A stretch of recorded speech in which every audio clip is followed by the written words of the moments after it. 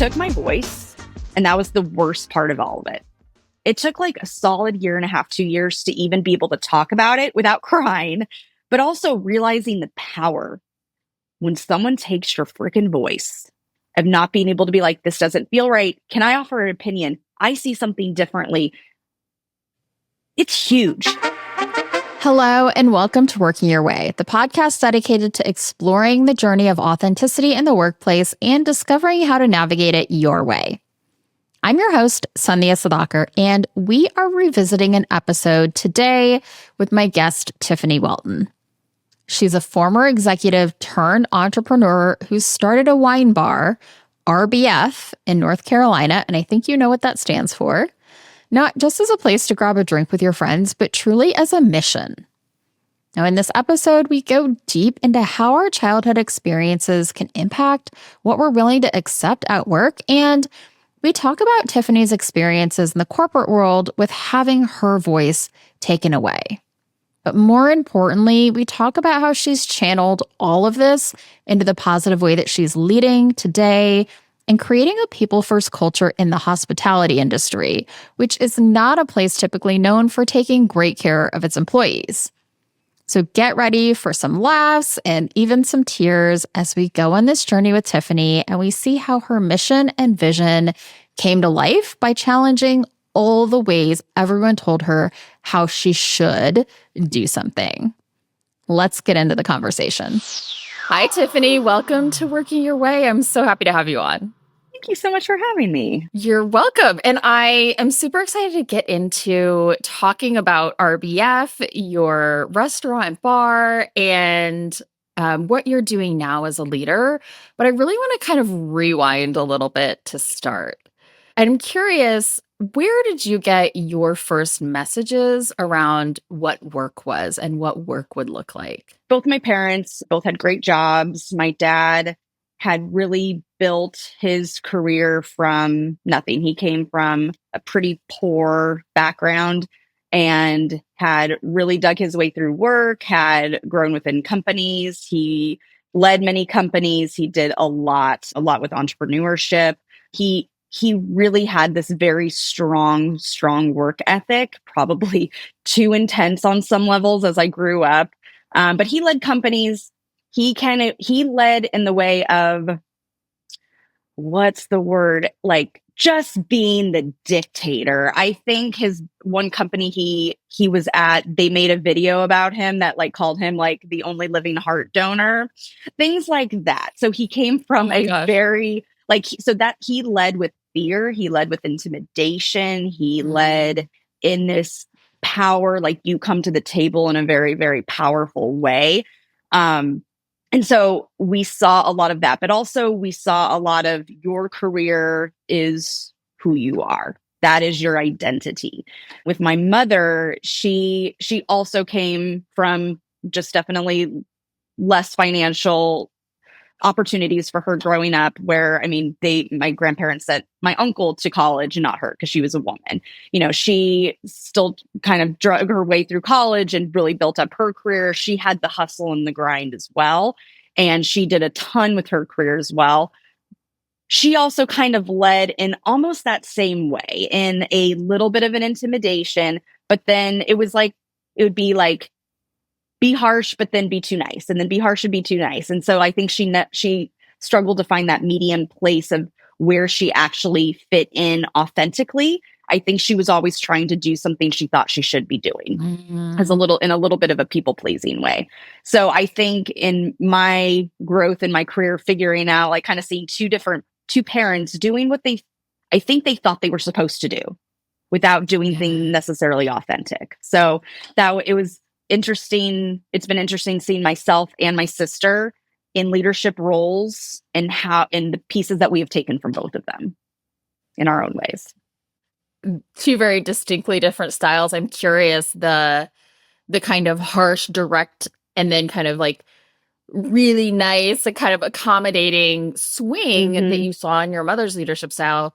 Which of those two do you think was like her true self, and which one do you think was like compensating? Is she going to watch this? So I think I think she wanted to be taken seriously. I think she had that imposter syndrome sometimes. I think she led sometimes in that fear of people would see through her in certain ways, but then she would have like the empathetic mother thing kick in. So I think they were both her. They were both her. Yeah. She just wasn't able to necessarily bring a level of authenticity and mesh those two things to make it, rather than like a pendulum swinging, to make it kind of one force to go in. So I think that's where she struggled in that, where I mean, my dad is pretty right. I mean, that's pretty standard of him sort of leading in like that fear-based way. I think that was very much who he is. But also I think that came from also just probably a lot of insecurity. And I think when it comes down to both of them, I think it came down to their leadership styles came down to total insecurity. Yeah. And I mean, decades ago in the workplace, like there were different standards too, or different kind of norms, I Absolutely. guess I would say, right? And so Mm-hmm. having a very hierarchical kind of Absolutely. strong kind of patriarchal style was Mm-hmm. not expected, but was quite common. Absolutely. And I found like probably there was a good chunk of my career where I was in a very male dominated industry, and it was long enough ago, but not long enough ago, where I think we're now at the place of just kind of just shutting some stuff down and certain conversations down, where you still sort of had to do like like smile and laugh at this stupid, inappropriate jokes and take some of it, but still sort of hold your ground. And I think my mom did, where like the types of jobs she was in and different sales and business development and marketing, where she was still surrounded in a lot of that male dominated space, where she didn't have the choice. Like she just she just had to do that. So I think a lot of that dominance that came into her role was probably a lot of that insecurity of what came from before. But then the people pleasing came from, oh crap, I might not be able to do this. As you started your career, what were you doing? And how were you showing up in that moment? It was an incredibly intimidating environment. It was very movie like, bullpen, boiler room, everyone in their like low cubicles so everyone can see eyeball to each other, people on the phone, like walking up to you, yelling, like, how dare you call my Wow. client? I mean, it was so aggressive, and my bosses were aggressive, and oh my God, they could have probably been sued so many times over for the things that they said, or what, like, I wasn't able to do. Like, you are not allowed to take a lunch. I mean, like the things that came with that, like hustle and grind. I was not ready at the beginning. And like, I was just this new little baby out of college. But I think that really started a lot of like where my career went and how I walked into certain places, and probably a boldness that came with me, mostly because I had to. It's like you were either going to get eaten alive or you were going to make it. And in that role, I was able to make it. I did very well. I was consistently a top performer, but I was still being told every day, like, I could be fired tomorrow. So it was that I was in a very fear based role for a long time. And I probably took that with me in a lot of different ways of, it doesn't matter if you're doing great, you're always replaceable. Like it doesn't matter if you're never safe. And so I think there was a lot of that came with me throughout my career, of just this absolute lack of safety. And until I've kind of gone into, and obviously owning a business, it's like there's no safety in it, but I feel more safe owning my own business than I ever did working for somebody else, which is just crazy. So I guess that's where I started in that. And it really, I think that's just where I've been, where I was for 20 years, is sort of just fear-based.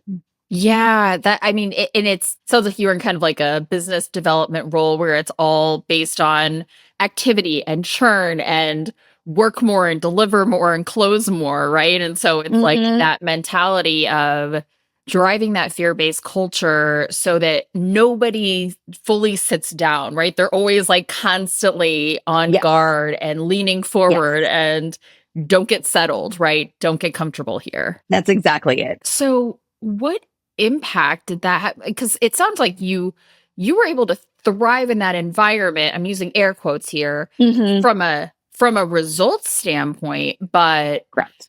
what impact did that have on you physically, mentally, emotionally to work in that kind of environment? I would say, like, childhood wise and growing up, I was kind of told that my reality wasn't true.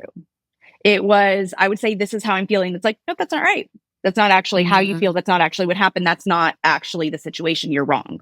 So I spent many, many years questioning what I actually knew, my instincts, my gut instincts, any of those things, really. And also, really kind of in a bullying environment. So I was used to having bullies handling it and literally putting myself in almost a scapegoat position.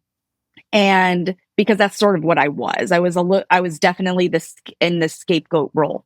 And looking back on 20 years of working, I always had jobs where I had the worst clients, the hardest clients, the clients that would call and scream and curse and yell, and I would handle it. And it was, I mean, would there be times I'd get off the phone and cry? 1000%, but like I would still handle it and I would do it and I'd still put people like be able to put boundaries on it and do it. But for some reason, I always put myself in that place. And so I think it took therapy, some kind of like just a lot of personal development work and that of like, why did I like, but it was because I felt comfortable. I think it's why people go in relationships. When they leave one crappy relationship and they go into another one and they're like, oh, it feels great. It feels so like I've known this person for a long time. It's because it Yeah. feels similar and it's Yeah. because it's what you've known. And so I think that's what I was doing. I was just kind of going from role to role of, oh, I think this is great, except no, it just was a reminder of sort of this lifelong scapegoat that I felt.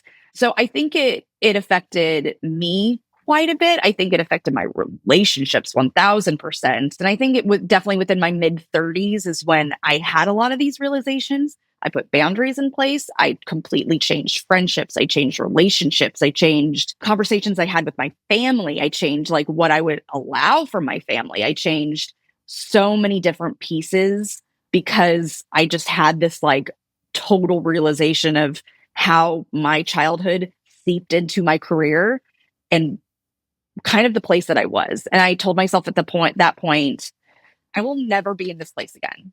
In any relationship I have, in any friendship, in any career, I'm not going to do that. And I'm also going to protect people around me as well. We kind of calibrate to a certain frequency, if you will, of like, oh, this Hmm. is what normal is in our For sure. childhood for many reasons, right? And we can all Yep. blame our parents for all the ways that we're messed up, but like there's more to it than that.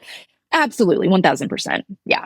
And like then that becomes our state of normalcy, our homeostasis. And when we're back in it in a workplace or things like that, it can Hmm. be like, oh, this is just how it is. So we got pretty deep here. Tiffany shared the concept that if you're used to a certain type of relationship, that you kind of keep going back to that. And this is true. We tend to normalize certain types of environments or experiences based on our past experience. If you're raised in a family that dealt with conflict by yelling and having a lot of emotional reactivity, that like programs into your system and it starts to feel normal when you're at a really young age. And so as you get older, talking things out may not feel like you're solving the problem. It's like, no, wait, this isn't fixed because there's something missing. If you think about this in the workplace, we can look to our upbringing and the behaviors that we normalize in our systems, and we can often see some of the patterns that might be getting in our way. If you grew up never experiencing healthy communication, and frankly, most of us didn't, you model whatever you're used to. That could look like having a parent that just passed things off as, yeah, everything is great, or even when it wasn't, or having conflict avoidance in your household, it may feel unsafe when you feel like you need to bring things up that are bothering you just because that was just not something you ever did. It's almost now something you have to train yourself to do as an adult. Think about what type of communication was or is normal for your family, and then how you could develop yourself at work to maybe start to unwind some of those patterns. Okay, let's get back to Tiffany and her career journey. What was the leadership role that you took on kind of most recently before starting your own business? So my last director role, it was with a software company in Phoenix, and salary was great. It was an almost all women leadership team. I was like, yes, this is exactly what I want, because I was in the place of like wanting to mentor women, not deal with what I had to do where you had such fewer seats at the table. I wanted to bring people in. I wanted to coach them. It's like, let's make room.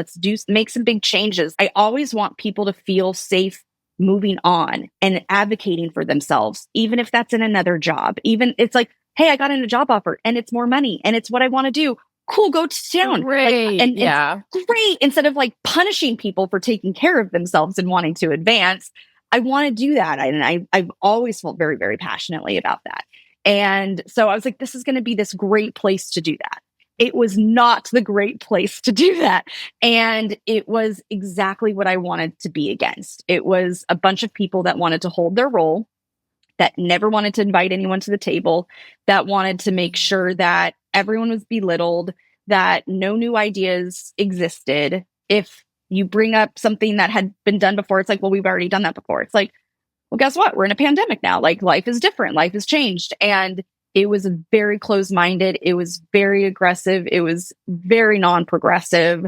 And I think my biggest lesson from that was, for me being in leadership roles, technically without titles, I was almost running my own little businesses in previous jobs. My bosses, I had one boss, Sarah Pace Jones, and this was when I was working in organ and tissue donation for transplant. I was kind of the only one that could really do what I was doing.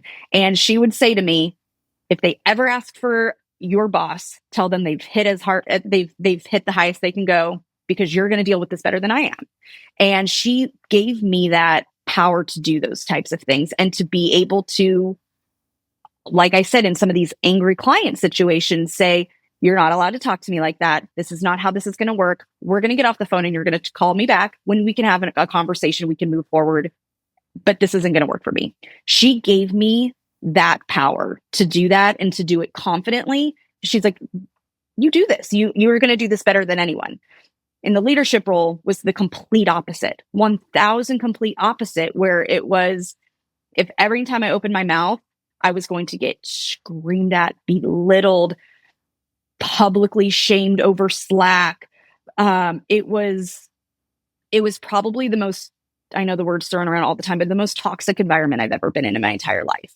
It was, go yell at your employee, go absolutely ream their ass, go do this. It's like, okay, well, I can kind of see where nope, go ream them. Go like have a hard conversation with the employee. The employee would go to my boss and she'd be like, oh my God, I can't believe she did that or said that.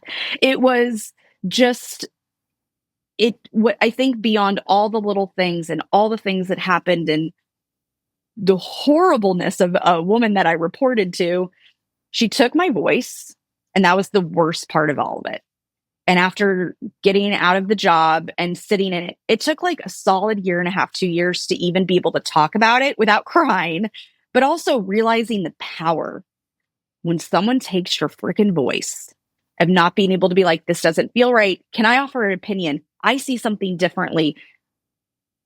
It's huge, and it's huge for your employees. It's huge for and I think it's the biggest piece of anything job wise, is making sure people know that they're heard, they're seen, they're validated, and they know they can come and talk to you and they can have a conversation without you just freaking the hell out or having repercussions or any type of retribution on it.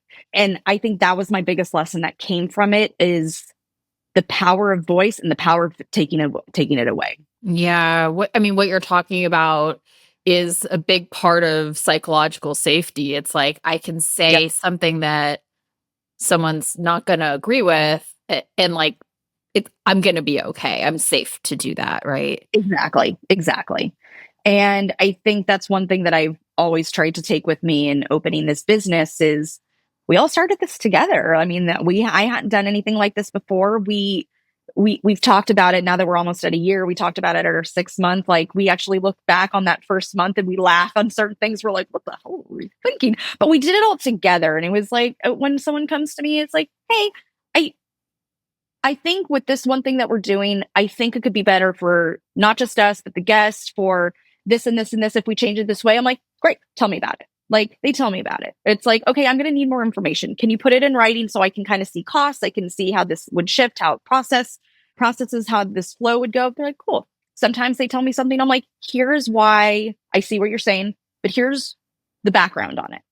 Here is the background on something that my husband and I do, like, and all the things behind the scenes and why we do this way. And they're like, cool, that actually makes way more sense. So, like, the power of transparency, the power of like your voice, and the power of, giving it to people. This is such an important point. Using your voice is arguably the most important way you express yourself in the world. And when that's taken from you, it can feel like you have your agency taken away. And you could just hear it in the contrast of what Tiffany built herself, where every employee felt empowered and had a voice. She's giving her employees agency in every step of their jobs. You have a better idea than me? Bring it up. Let's talk about it. I'll tell you what I'm thinking and you tell me what you're thinking, and we can figure out the best way forward. Later in the episode, we talk a lot more about how she's building a culture that ensures her employees have a voice, and in turn, that they truly feel a sense of agency in every part of their work.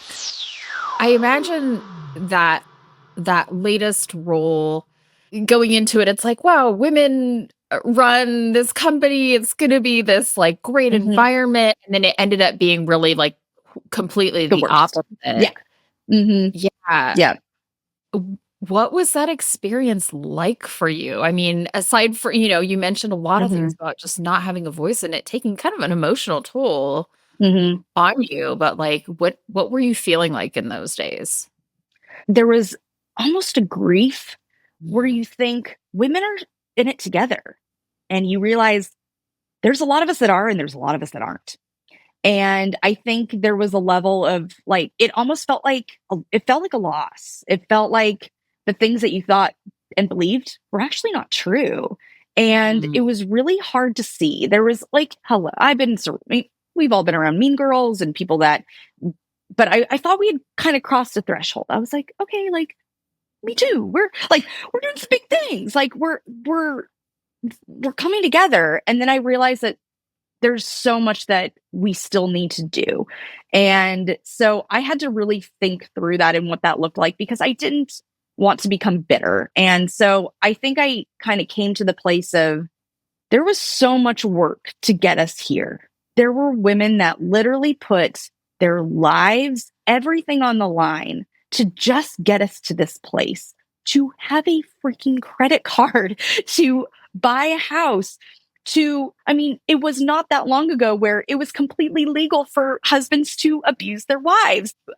People have literally put their lives at stake for us to get to this place. And there's this entire group of people that don't realize it or realize that we're not done and we still have work to do. But to get that done, we have to start communicating and we have to start talking and we have to start talking about where this shit comes from. We all have a story. We all have shit we've dealt with. And it was exactly what I talked about. There's a reason why I sat in jobs for 20 years. It was because of kind of slight family conditioning.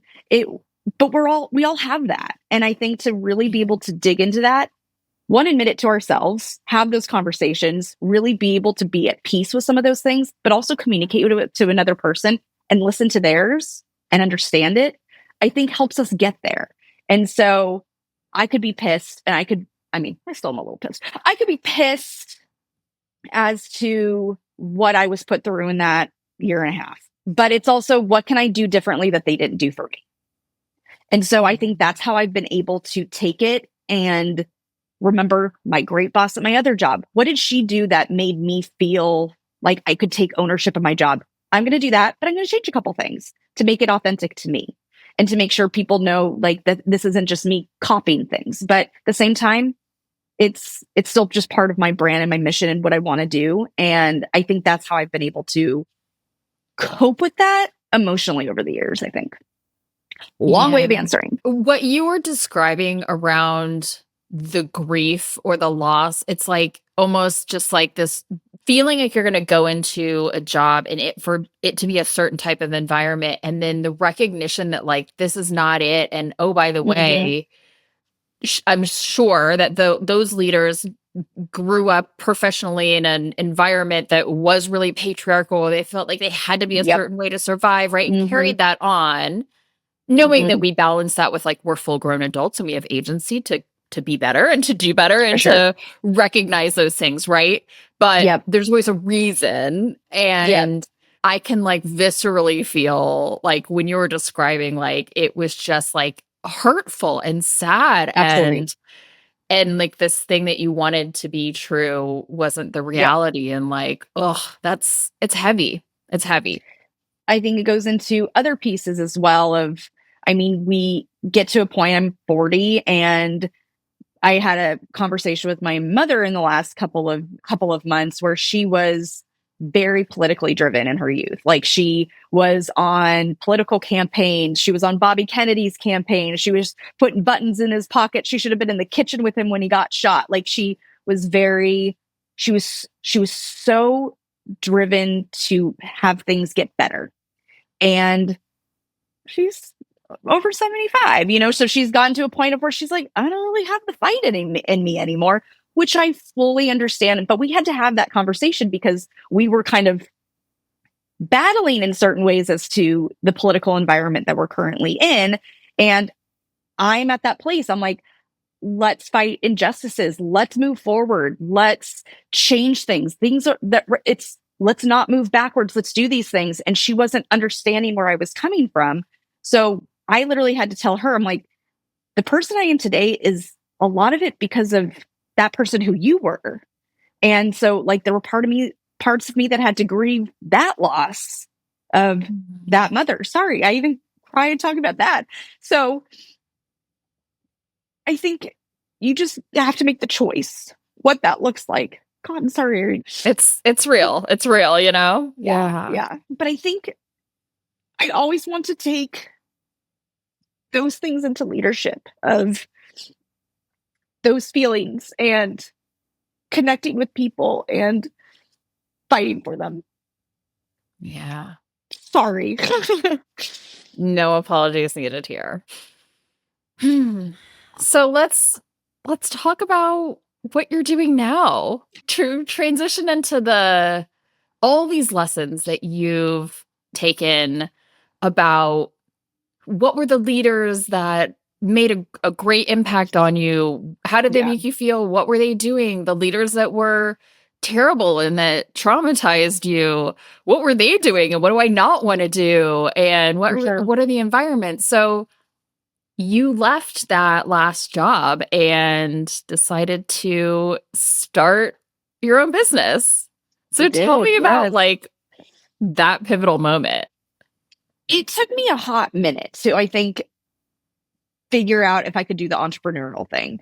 And I think a lot of it did come from this terrible job experience. I think a lot of it did stem from that and losing my voice, not feeling capable, because I think that comes with that territory of like, you're obviously not qualified to do things. And so I think there was a lot of that saddened me. My partner, Michael, he's had his own business, his own leadership consulting business for 14, 15 years. So he had been doing that the entire time I've known him. True story. He was actually my leadership coach coming out of grad school. Whoopsie daisy, And so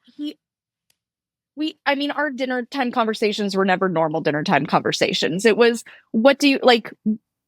What do you want to take out of things you've done? Like, you wanted to do leadership things, but what part of it do you like? What parts don't you like? What would you change? What would you do differently? If this horrible company you're working for, what would you do if you were in this horrible boss's role? What would you like? So these were the things that we're always talking about. We're always just kind of riffing in what does, there's no perfect world, but what does it look like? Like where do I take my expertise or things that I feel like are my strengths, and what do I do with it?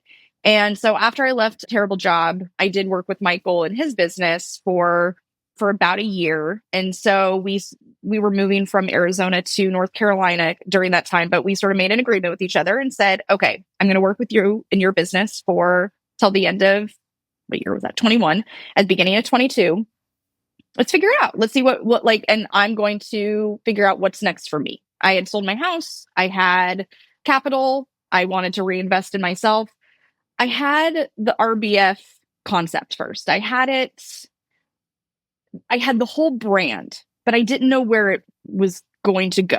And Kara, who introduced us, she talks about the container. She's like, you can have an idea and like still impact people regardless of the container. And I always thought that was such a cool concept that she had said. And so I had it. I just didn't know where it was going to go. And I wanted to make sure it was right in the market, that it was going to be profitable, that it made sense, that it was just going to make sense in our new market. And so when we moved to North Carolina, when we got there, honestly, it was a huge hole in the market in regards to just wine presence, wine bars. Everything was very beer, masculine, industrial, cold. So there was just this big hole. And it always sat with me of, I'm trying to meet people, I'm trying to make friends. I want to go someplace I feel safe and feel good. And I just didn't have any place. So I'm like, okay, I think there's a huge piece missing here. And women are like, rule the freaking economy. Like, make a place that's just for women. And no, don't just for, but like geared towards, and have them in mind in every single piece of the process. And so I'm like, okay, take that piece, feminine piece, take no wine presence piece. Let's see how we do. Did a huge business plan, really went to anything that would be considered something wine related, that considered themselves a wine bar, that considered themselves to have a great wine list. We 30-mile radius of Raleigh, we just went and explored it all.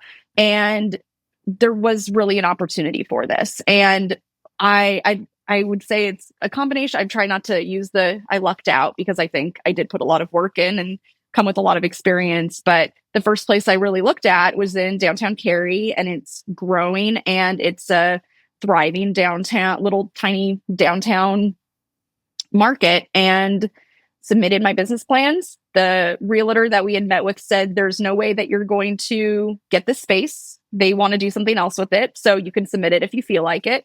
As I always say, I freaking felt like it, and I freaking did it. And they picked my vision. And I think just with almost being open a year, we obviously hit something. And people coming in and their feedback, I feel so comfortable. Like, I feel so cozy. I feel like I'm in my friend's living room, which is exactly what I designed it to be, feel like, that you were just visiting your friend in their home or on their patio, sitting and just like, and talking. It's where we see every single day so many groups of girlfriends come, and two girlfriends come. They bring, colleagues.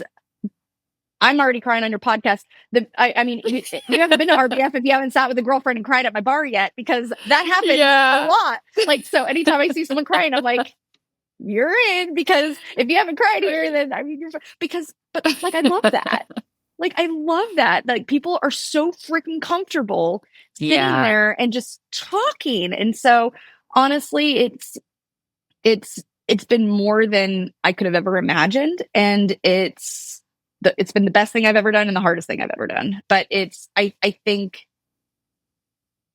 it's exactly what I wanted it to be, in giving women a space that's theirs. Explain the RBF brand. Tell me about it. It was always an interesting thing in my roles in reviews and in talking with bosses and having conversations, because it's like, I really did carry probably some of these pieces from my parents in through my career. Like, I'm not that person who's walking around smiling. I'm not driving my car and smiling. I'm usually thinking of everything in my life. I'm thinking about every single thing going on, and I just carry it all. I carry it all like in my face.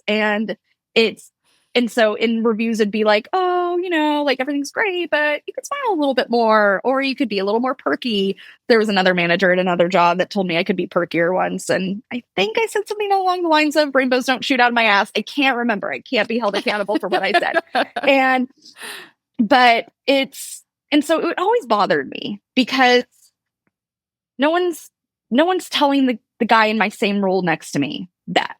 They're never being told you should smile a little bit more, be a little more approachable, be a little more feminine, be a little more masculine. Like it's meant like don't have to deal with that. And I always use again Kara as my example because Kara is like bubbly and vivacious, and she just like she is your number one hype girl. She is like the girl that is talking about you in every room, but she is just that bubbly presence. And I had friends like that in other leadership roles that were told people are going to think you're stupid, be more serious, and you just like you have to like take on this more almost masculine role to be taken seriously. So which is it?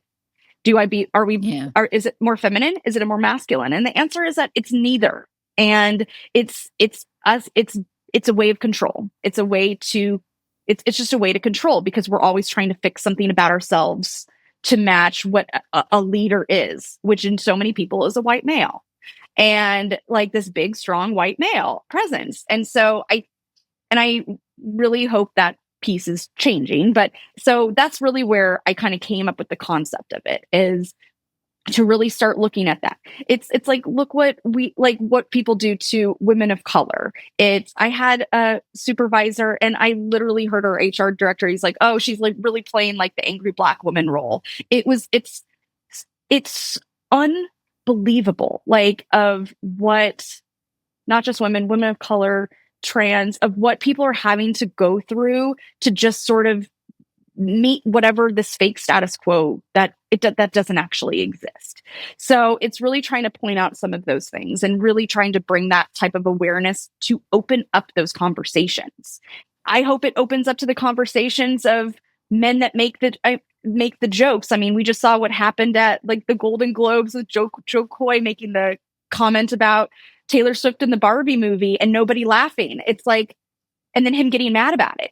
It's opening those conversations of like, that wasn't appropriate and they probably shouldn't be here, instead of you're too sensitive, stop it. So I think there's so many things that women have had to experience that men just don't understand, but let's talk about it. Let's have the conversation about it and how we can all freaking move forward. It's no surprise that Tiffany has mentioned this a couple of times. Let's have the conversations. It's really one of the main ideas behind this brand mission she's created. Let's get the truth out on the table. Let's be transparent about what's actually going on for women in this country. What I think is so cool about this is that she started with a mission first and then decided how it would come to life. By seeing a gap in the market and, having no female-friendly spaces or wine offerings in her city. RBF could have been anything. It could have been a book or a podcast, or it could have been a community group or an apparel line or a nonprofit. But the two things, her mission and the business opportunity that she saw, came together. And now it's a wine bar. Yeah. So, RBF stands for Resting bitch face. And all these times you were told to smile more and be more this way and, file down your edges and all of these things right around like your authentic style is being direct. It's being, assertive. And so being told that you had this concept of, I want to, elevate this message. Like what was the mission before it became a wine bar? The mission was to bring a conversation to microaggressions, and especially within like the workplace. But I think it exists obviously everywhere. But I think it's just to really start opening up those where we're seeing such a difference between what is expected of men and what is expected of women.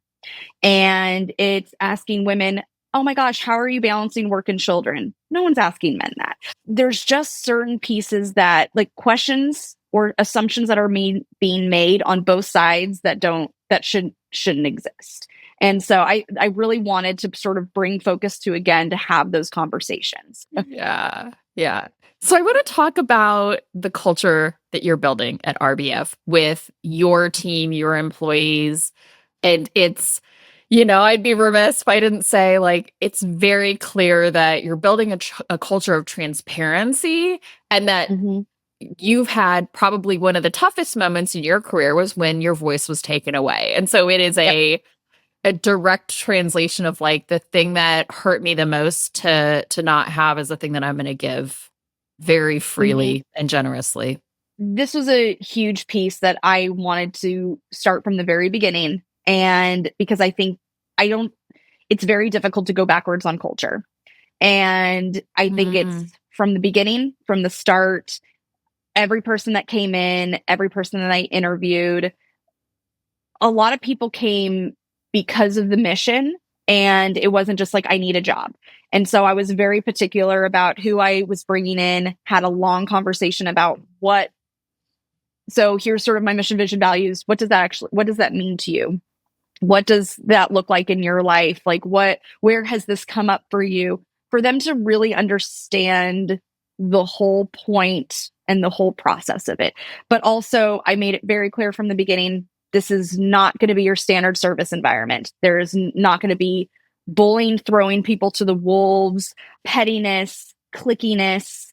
Like, we're not doing mean girl things here. None of that is going to exist here. And it's going to be shut down in about 5 seconds. And there's a no tolerance policy for it. No tolerance of hate, discrimination, anything that it stops at the door. End of story. No ifs, ands, or buts. It was also a piece of wanting them to understand that this was going to go bigger than just coming in and working. I want to do more things. We're working on starting a wine label this year. Eventually, we'll work on another location when I can breathe. But there's more things that we want to do with it. And the thing that I want people to always understand that work with me is that it doesn't stop with them just coming in and pouring wine and going home. It's, where do you actually want to go? Where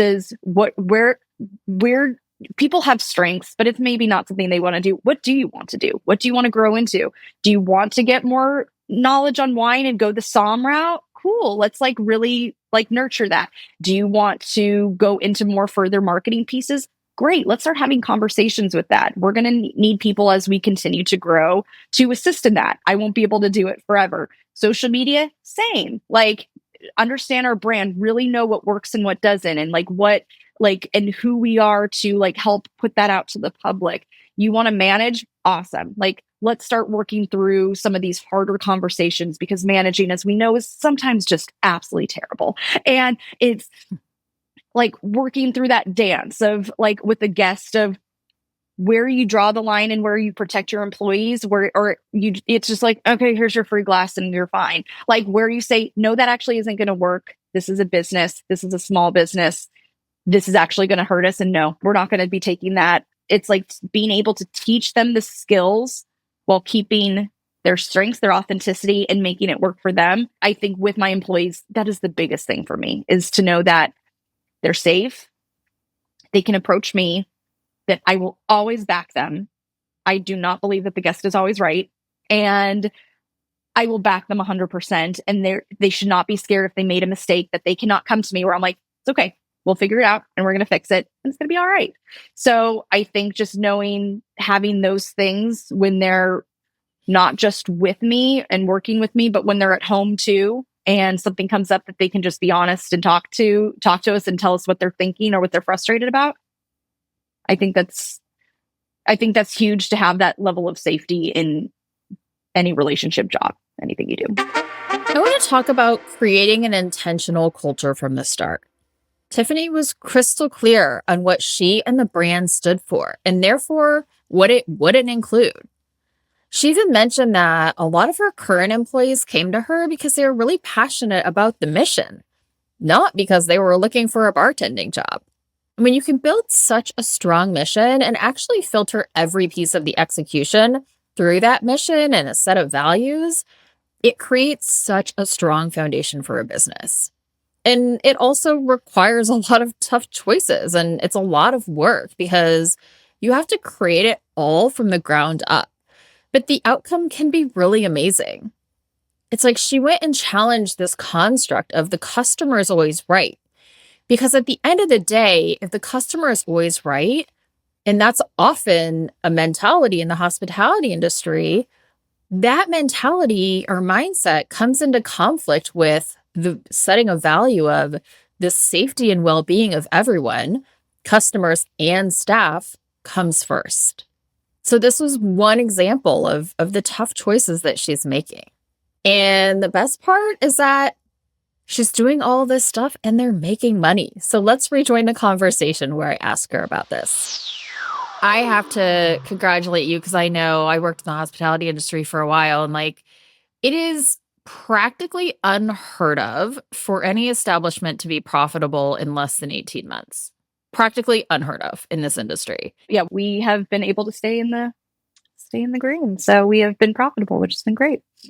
Yeah, which is, I mean, it's just such a huge accomplishment. That's why I was like, I need to point that out. And that there are ways that you are doing things differently, not just from a standpoint of building transparency in your culture, building that psychological safety, thinking about what do people want to do? How do they want to grow? I would say that's also something that's uncommon in any job, corporate or otherwise, for somebody to ask you, like, what do you want? Where do you want to go? What do you like? Let's make up a role that doesn't exist today. Yep. Do you find that people are like ready to answer that question, or are they kind of like taken aback by it and they're like, oh my God, I need to figure that out? No one's ever asked me that before. I think it depends. It's a little bit on age, I would say. I have one of my employees, she's probably my youngest, but my hardest working by far. This girl has a work ethic I have never seen before. Literally, my feedback of her, I was like, you have to stop and you need to come and find me and you need to hold my face and you need to say, I need 5 minutes and you need to go walk away. I'm like, I'm not asking, I'm telling you, you need to do that. She's like, okay, I'll do that. She's just like this. She's just she's like this little quiet human. But she is just, the work ethic is unreal. And so I think for her, a lot of it too is probably her past and her childhood and her upbringing. I don't think she's ever been able to, I don't think anyone's asked her that question or she thinks she can answer it either. And so it's always like it's where I'm challenging her back. I need you to sit on this. I need you to think about it. And I'm like, and if you don't have an answer, that's okay. Like if you just want to do your stuff and do your thing and just make some money and get the heck out of here, that's cool too. But I just always want people to know it's an option.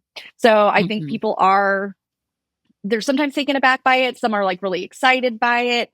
Most of my employees, we have 7 full-time employees and then 7 part-time. And so most of them have full-time jobs and then they just do a couple shifts during the week on the side. So they're definitely, I think working with me shows some of the things that are lacking sometimes in their full-time job, which is interesting. So especially just being a restaurant or bar, kind of, and they're like, we love coming here. And like, it's like, if they're doing this supplementally, like, I mean, they always come in with such a great attitude and wanting to do more. And they're begging for Michael and I to like feel like we can leave because they want to show us what they can do. And I think that's probably the biggest thing that I love about my staff is that they're not like, get out of here, you micromanager, and you drive us crazy. I'm sure I do on some levels and certain times, but they're like, we want to show you we have got this.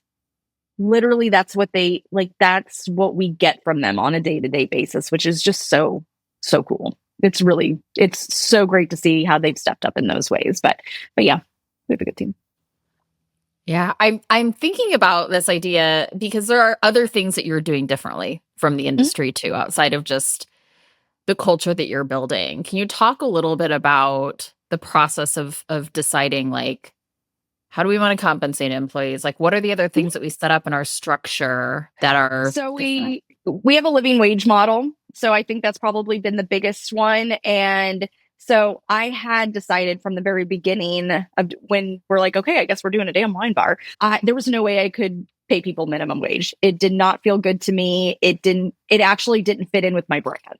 It didn't fit in with what I'm trying to do and letting people live authentically. Because at the end of the day, when you're walking into a restaurant and you're dealing with a server, they're literally having to put on the damn smile and take any type of abuse that you give them, because at the end of the day, that guest is in charge of how much that they walk home with. And so it isn't authentic. It is a completely fake experience. And so is there a level in all service and sales and stuff you sort of have to put on the dog and pony show a little bit? Sure. But it's not like dictating your entire experience. And so I knew from the beginning that I wanted to pay people a living wage, so they walk in without that. Am I going to make $10 today, or what am I going to do? I did not want people, and it goes back to that safety. It's like being in a job where you feel like you're going to get fired every day. It's the same thing of living on tips. If you do not know if you are going to be able to pay your bills that month, that is not safe. That doesn't feel safe. You don't get to come to work and sort of take a breath. You were like, what the hell? I think that creates animosity between people. It's like they got more tables. They got this group. I think it brings humanity down a little bit, and instead of just having the good in people and being able to really converse with them and talk to people authentically and to really get to know our customers and who's coming in and the people that live in town, you actually don't care. You're just thinking of trying to get through the day and what you're going to be able to pay later. And so I wanted to take that away. I wanted to take it off their plate. I wanted them to know that they don't just know what they're going to make, because people are still tipping on top of what we're doing. So they already know what they're going to go home with. If they get a little bit extra, that's just a little extra bonus. And so I think that was a huge piece of what I wanted to do differently. And I'll tell you, there were so many bar owners, restaurant owners that told me, they're like, that's never going to work. It'll never work. Employees want to make money. That caps what they can do. It really doesn't. And it was just this, it will absolutely not work. And after doing this for a year, it 1000% works. And those people said that mostly because they don't want to do it. They don't want to have to get on board to start, because labor costs it's our highest expense. And so so that would be a non-take home, so for them. So that changes their entire model, that it changes entirely what they bring home. And I'm willing to make that sacrifice and doing that for people that are literally helping run my business. So I think that's been probably the biggest thing that I've done. One of the biggest things that I've done differently, but it's one that I will never go back on in any way, shape, or form. Well, we are also doing so far, we did one at 6 months. We'll probably do one. We were going to do one at a year, but profit sharing as well to the teams, just based on hours that they've worked, hoping to get to a place of more of a 401k situation or continued profit sharing. Maybe one day health benefits, but it's just things we have to sort of work through as we continue to grow, but just to make sure we're taking care of our peeps. Yeah, as you're talking about all this, it makes me think of the system and the way things work, right? If the customer's always right, you always have to put on a smile, and and that smile is the thing that's going to get you the tips and all of the things, right? And they all work in concert with each other. So if you change one, the thing falls apart, which is probably why people are so resistant to doing that. But then it's like, when you're building from the ground up, someone who hasn't been in the hospitality industry, you're new to this industry. And so in a sense, it's like you don't have any of the constructs of how a bar is supposed to work, or the numbers or the way things fit together, building it from scratch, right? It's like, I have a future guest coming up who took over a nonprofit and hadn't really had any nonprofit experience. And we kind of had the same conversation around when you're starting with a clean blank white piece of paper, you can build it a certain way, but Totally. anytime we're ingrained into an industry, it's like, oh no, but that's a given and that's a given and that's a given. So now we have to design around those things. Exactly. I'd love for you to speak to that a little bit. I think it's just like such an interesting phenomenon. So cool how you Thank started you. from scratch. I think part of it, I talked a little bit about it before. It's like going into a new job and you're like, here's an idea that I have. And they're like, oh yeah, we did that 5 years ago and it didn't work. Okay. Why didn't it work? What was going on at that time? How big was the company? Who was here? Who was leading? What was happening in the world? What was the political environment? Was there a pandemic? Was like, what was going on? Because it's like it's like, why don't we say like, okay, let's look at all those things, take pieces of maybe some of those and let's try, let's see if it'll work. And I think the second we get that, like, nope, we've done that before and it hasn't worked. You're cutting yourself off from so many different things. Obviously, something we're doing is working. And I think if people are not willing to go back and question certain things that have been ingrained in us, you can't move forward. And if we're always trying to keep things the way they are, we can't move forward. And I think it's really just, it's like building, like you said, building it from scratch and seeing, like, obviously things have adjusted as we've opened, they haven't been exactly the same, but there were things that I knew value wise that I wanted to keep. And I think going at it from the customer's not always right and protecting my staff, I'll think one situation, it was just wild bananas sometimes of like these 3 women, they drank 6 glasses. They thought they had 1 bottle. And she was like, you will go back and just charge me for this 1 bottle. I'm like, you drank like almost 2 bottles. Like, no. And she's like, well, and she points at my server. She's like, well, I told her you were going to take it out of her salary. I was like, you are freaking crazy. And I literally said, there is absolutely no way in hell I'm doing that. By the way, she's my hardest working human and you don't get to talk to her like that. End of story. I'm like, you don't even get to talk to me like that. But like just having people hear you stand up for them and not be like, oh my God, I'm sorry. She's just new. And just like, they feel protected in that way where you're not like, I think I will do that every single day more than anything. It's like, if somebody actually does something wrong, it's like, okay, let's go over the side. Like, what can we have done different? Like, what will we do different next time? We'll fix it. It's fine. But like, I think just taking out that piece of like the belittling of service and letting people talk to people just because they're in service any way they want to. Again, it goes back to that, like, it's always been done this way. It's exactly what you said. It's relearning. It's relearning what is allowed and what has been allowed, what has been acceptable, just like the overall concept. What kind of comments have been allowed? What kind of things have we had to accept? What kind of things have we had to just make our reality and like, oh, that's the inappropriate guy. He might accidentally touch your leg, but you just kind of deal with it. We've just dealt with it and done it. Like, let's not. Let's like, and so that's just what I've kind of taken with it. It's like it's like it's always been done that way.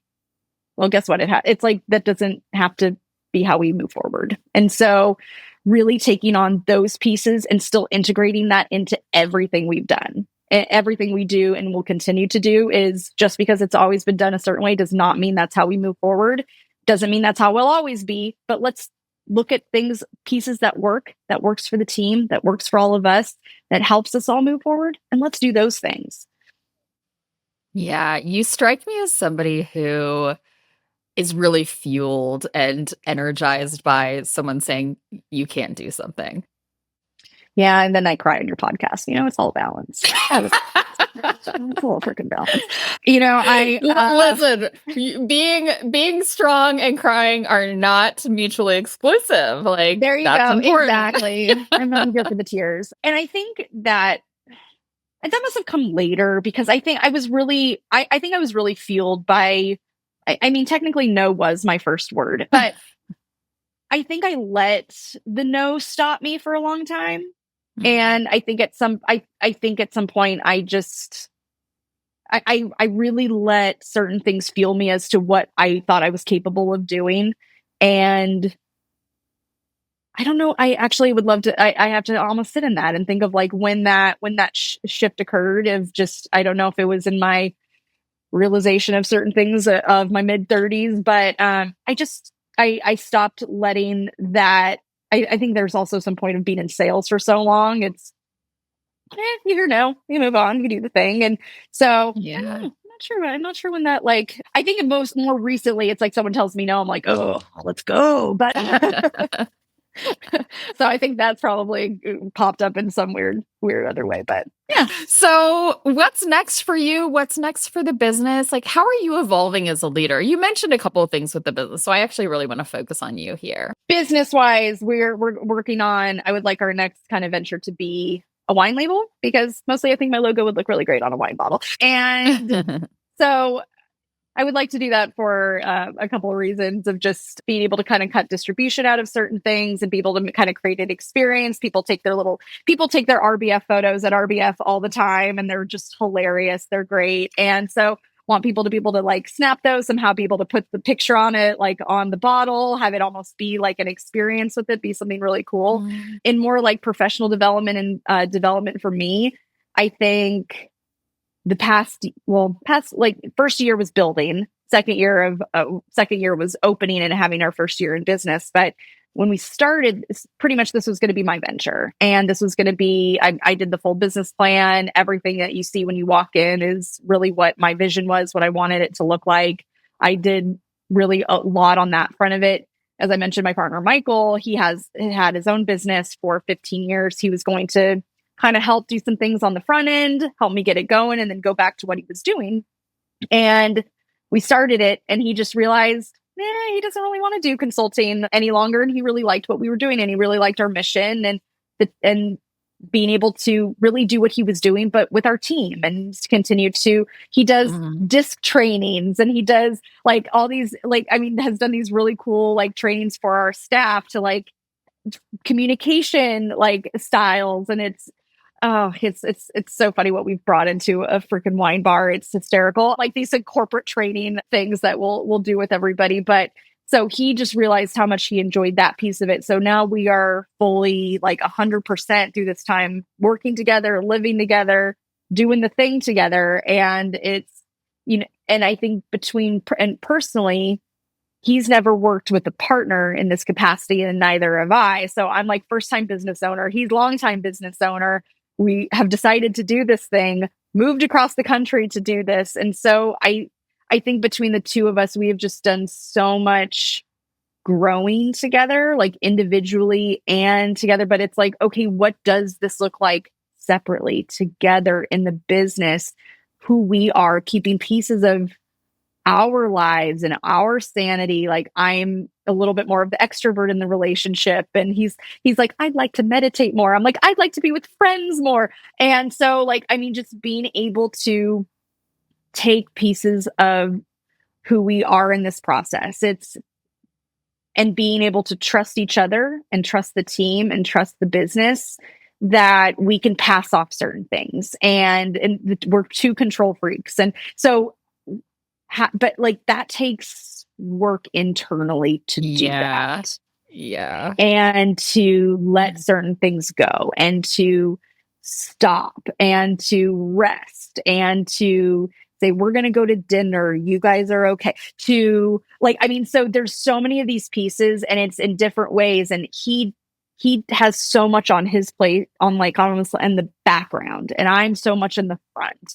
And it's like, what can he take off my plate, and can I take off his? Who else can take? So a lot of what I'm working on is how I'm able to do that for myself and with a partner. And as somebody who was single most of my life and have been so fiercely independent in so many ways, like, I mean, there's just so many things that you don't expect to have to work through, and have to process, and have to sort through in your own head, to make sure that you're not in your own way, and he's not in his own way, and I'm not in his way, and he's not in mine. So I'm really hoping that this year is more of that, rather than just survival mode and us eating nachos at midnight and and just like blankly staring at 90 Day Fiance because we can't think. So, I mean, it is a lovely, lovely, ritual that we have. But so I think that's really a huge part of what we're hoping this year will be for growth together and separately, because we both need different things. It's truly like work-life integration, right? At its finest, like At its working finest. together, living together, being partners. Maybe one day we'll get a very boring television show, but it's a weird life we're currently living. It's just a weird life we're living. I think that's amazing. And I think, yes, I think you'll have a book to write or a TV show or something in a year from now when you're like, yeah, we made it work. And yeah, here's all the stuff we had to do to get there. So I think every single day, I think I can't be surprised today. And then I'm surprised. Like we go and we have some kind of these fake trees and there's like a whole slice of pizza in there. We don't serve pizza. We're like, where did this slice of pizza come from in this fake tree? Like, so in the moments where you think things can't get any weirder, they just get weirder. So I think the pizza and the fake tree was my favorite. Like, I was just like, hey, like, so yeah, there could be a fun book or sitcom in the mix. You just never know. Yeah, I love it.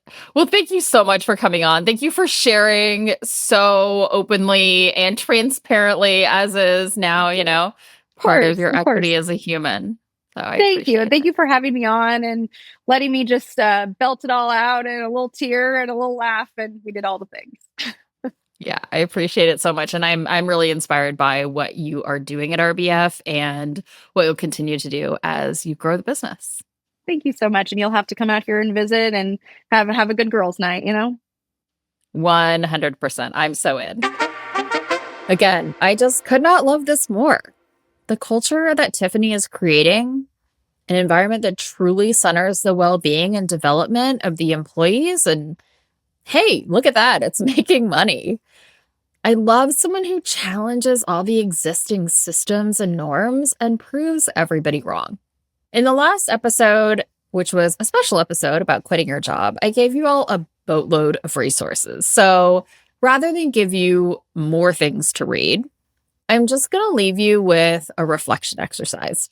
I want you to take a blank sheet of paper and make 3 different columns. In the first column, reflect on and write down, what were some of your worst experiences with a company culture, a manager, a colleague, or a team? Just list out 3 to 5 of kind of your maybe most difficult experiences in the workplace. And feel free to pause here before we move on. And then in the second column, I want you to write out an example or 2 of what would be the opposite of this. If I took this experience and thought of the 180-degree total opposite, what would that look like? And then last, in the third column, I want you to make a note. Maybe you grade yourself on a scale of 1 to 10, 10 being all the time and very well. How often or how well am I doing these things today? The things that you noted down in the second column. And then take a step back and just see how you feel about it. I imagine that some of you will see that, like Tiffany, some of these things, the opposites of the negative experiences, are already a big part of your leadership style. Or maybe you notice some things that you'd like to do more of. And this activity isn't meant to prescribe that you must take all your painful work moments and turn them into your leadership style. That's not really it. But it may give you some ideas or some ahas about how you're leading today or how you want to evolve as a leader.